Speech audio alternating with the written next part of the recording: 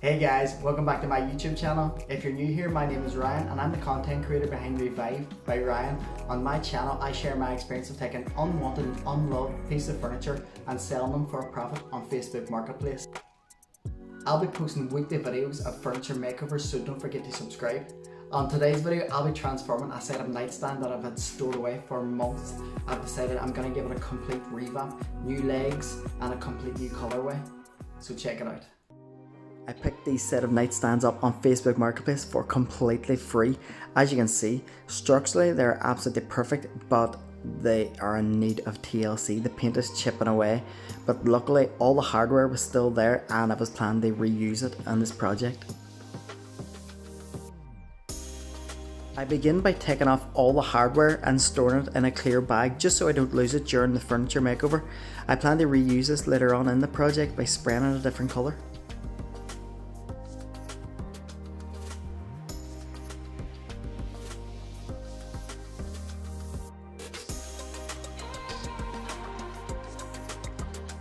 I then move on to the cleaning.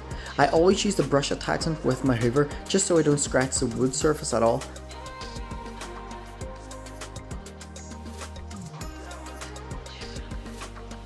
Ensure when hoovering you hoover inside and outside. This is to pick up any cobwebs or dust that's been picked up during the storage period.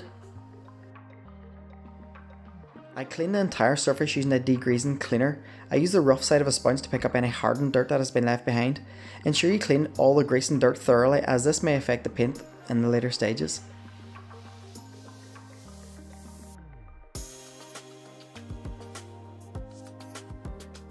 I want to install new legs on these pieces, so in order for me to do this I have to create a flat base. This ensures a level surface when attaching the legs. To create my guideline, I measure using the front and back, and using the level I draw out my guideline. I then go across my guideline using my handsaw. For any products I use, I'll also have listed down below in my description. Once the side panels have been removed, I then go across the entire base using a 60 grit sandpaper with my Orbital sander. I want to do this because the entire base must be level, so when I screw in my legs, they are perfectly straight.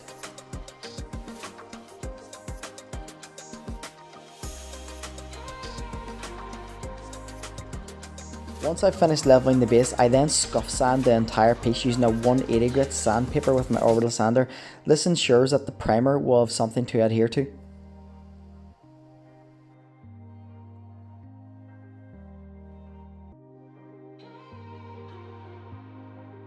After sanding, I then hoover up any sawdust or dust particles that have been left behind. Ensure you do this, as you don't want any dust particles left behind while priming or painting, as it can affect your paint job. I first hoover and then I follow it up using a damp sponge, wiping down any last dust particles that the hoover didn't pick up. I then dry it off using a dry tack cloth. For priming, I'm using Zinsser's BIN Primer and Sealer. This primer can be very messy, so in order for me to have an easy cleanup, I use tinfoil and wrap it around my paint tray. This allows me to just pick up the tinfoil whenever I'm finished and just dump it out. This also allows me to use my paint tray over and over again. Using a microfiber roller, I give the entire piece one whole coat of primer. When I'm finished with my roller, I also wrap it up into a sandwich bag and keep it in the refrigerator. This lasts for 4 or 5 more times. Just a side note, most primers are very odorous, so ensure you do this in a well ventilated area.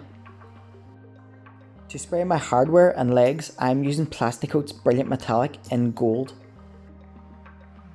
I give them all 2 coats of this gold spray, allowing 2 hours between each coat to dry thoroughly. Once again, when doing this, wear a respirator or do it in a well ventilated area.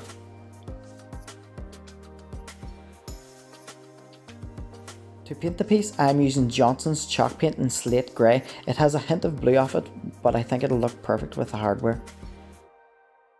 To paint the piece, I am using my Wagner spray paint gun. This gives a nice flat finish to the paint and allows me not to have to sand between coats. As with most chalk paint, the coverage on this was absolutely fantastic. All it needed was 2 coats. I allowed 2 hours between each coat to dry thoroughly, and then it was ready for the final top coat.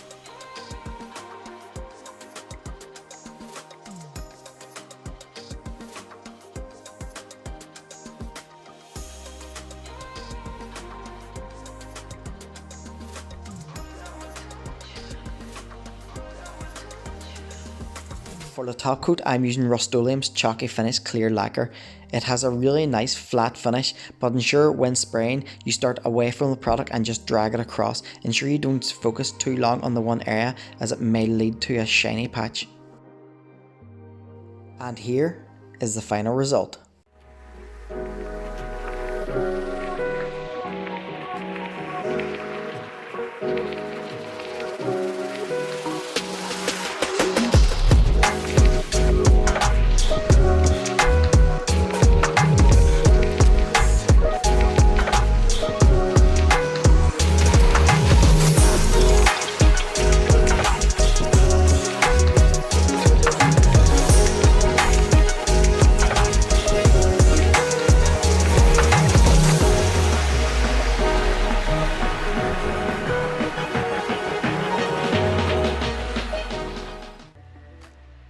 Thanks for watching today's video, guys. If you like today's transformation, don't forget to give this video a like.